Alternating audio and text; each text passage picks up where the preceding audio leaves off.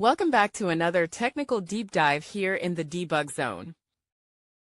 Today we're tackling a big question and breaking it down with insights from other users. Hopefully this clears up some misconceptions and helps you get the answer you need. So buckle up, stay a little curious, and let's jump right in.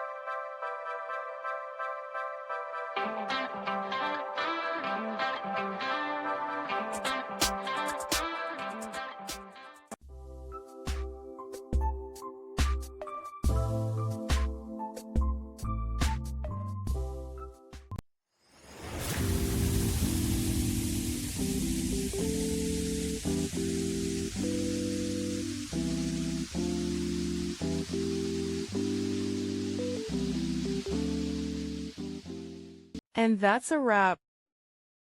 I hope you found the answer you were looking for. If you did, take a second to hit that subscribe button. It really helps out. And let me know in the comments which solution worked best for you. See you next time in the debug zone.